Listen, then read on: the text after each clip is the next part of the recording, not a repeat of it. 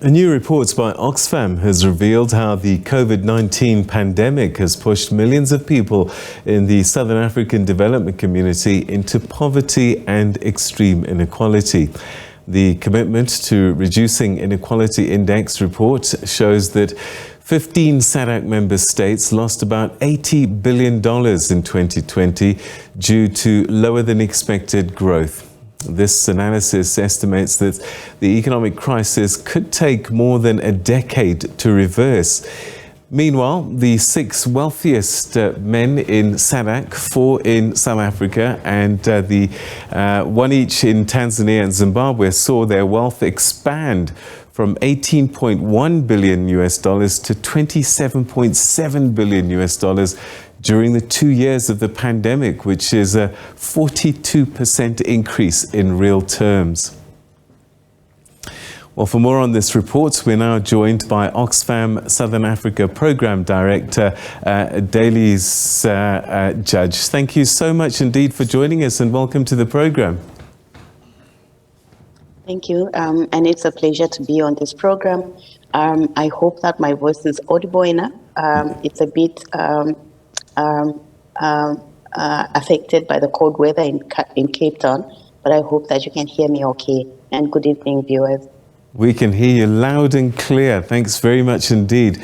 So what are the key findings of this Oxfam report? Well, to start with, this report has really been done in 15 SADC member states, like you had rightly pointed out, and it is based on the tool that is called Commitment to Reduce Inequality, where we measure and rank 158 countries' commitments to fighting inequality, focusing on 3, broad areas. So 1 is progressive taxation, 2 is labor rights, and then 3 is public services. So when you talk about public services, it's about health, education, and social protection. I think that some of the findings are quite sobering. And if you allow me, I would like to highlight just about 5 of them. Yes. One of them is the fact that we do have acute inequality.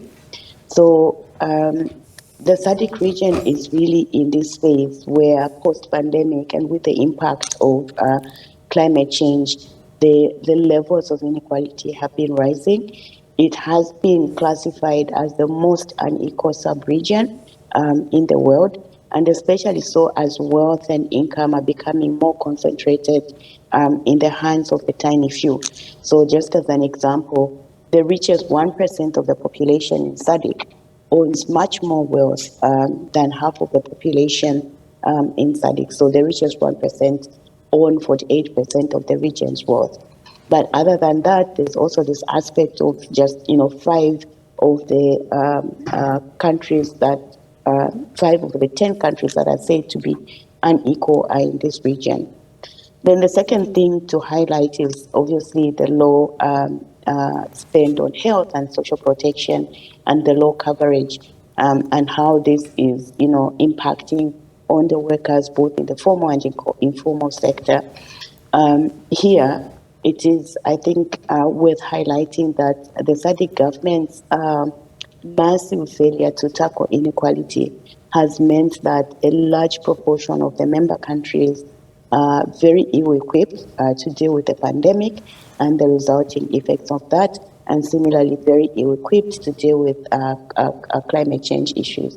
And for instance, we get into a situation where 192 million people in SADC went into the pandemic with no access to basic health care. And what that meant is that they had to incur catastrophic amounts of money out of pocket, to spend on their health care needs. The third point that I would like to highlight in terms of main findings is just the COVID-19 pandemic and how that has sort of worsened extreme inequality in the region and how that has pushed millions into poverty. I heard you quote the report when you said that $80 billion were lost in 2020 due to growth contraction. But in addition to that, in the labor force, 35 million jobs were lost in 2020 alone. So obviously that relates to the survival of the population, especially the ones that are impacted a lot. And then a fourth, which is my second last point on this, is just how this pandemic has accelerated the debt crisis. A few examples there to point out. So debt to GDP ratio, for example, as it is measured, is 74% of GDP in 2021. And if you look at the countries that are really, really indebted in debt distress, Angola, Mozambique, Zambia, Seychelles, public debt in these four countries is even larger than the economy. So that is quite telling in terms of the fiscal space that they have, to be able to spend on the public sector. But when you look at debt servicing, for example, it's 42% of the tax revenue in these countries.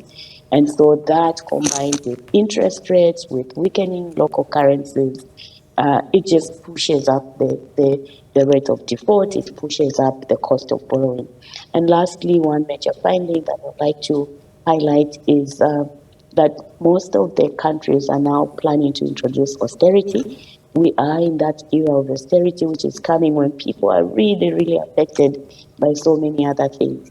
All countries except DRC, South Africa and Zimbabwe will cut their public spending. Cumulatively, the total is about 30 billion, and that's huge. And this is within the 5-year window from today to 2026.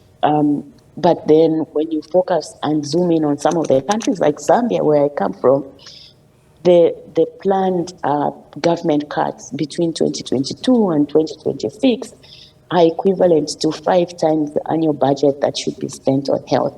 And if you look at Malawi, you look at Mozambique, you look at Seychelles, their planned budget cuts are, twice as much as their planned spending on health.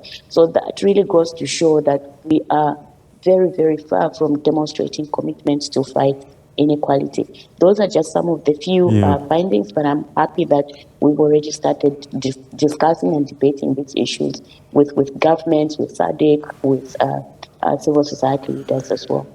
So what is it about Southern Africa that it's the most unequal region in the world? You mentioned Zambia, alongside South Africa and Namibia, the 3 most unequal societies. Is it partly government? You talked about pressures such as debt servicing, but there must be other contributing factors to this.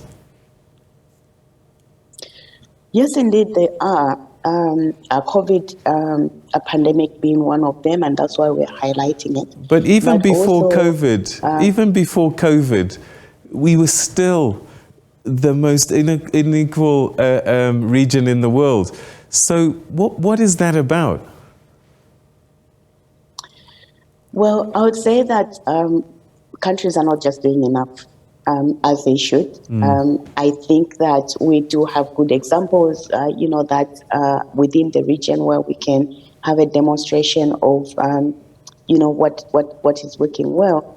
But I wish that countries could actually do a little bit better. So a classic point here that I can highlight is the fact that the countries in SADC are quite resource rich, and we are battling with the governance of the sector where we have our natural resource wealth. And that means that we have reduced tax revenues. That means that we are denying governments of the much needed, investable resources. And then the second thing is that we have seen how, for example, debt has now been contracted, especially from private lenders from the East, and that's cheaper debt. It's easier to access, there's no conditions to it, and clearly that then creates such a huge debt distress that we cannot, start to think spending within, the priorities that save the people. But some countries are just, lagging behind. Zimbabwe is the worst performing. South Africa is the best performing, followed by Seychelles, followed by, I think Mauritius and Lesotho. And so these could be good examples to learn from in terms of what are the policy choices that they're making. I want to cite a good example in terms of numbers here, which is Namibia. They spend a quarter of their budget on education, and that's the 3rd best globally. So it can be done. It can be done if government are really demonstrating that commitment. And I think they need to be called out when we have to call them out, Yeah. so that then they can accelerate some of the things, that are really critical in people's lives. Can this be reversed? I look at some of our leaders on the continent, sadly, particularly in Southern Africa, a region we know well, and it seems as if some of these leaders are part of the problem because they are themselves joining those that have plenty. Definitely.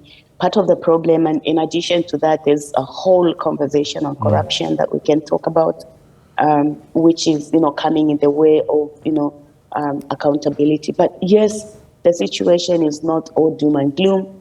I think that this can be reversed. And, the way you deal with a complex issue is by chunking. So, deal with the problems in bits. And to that extent, then we are talking about the immediate things that need to be put in place, as well as the medium to longer term things that need to be put in place.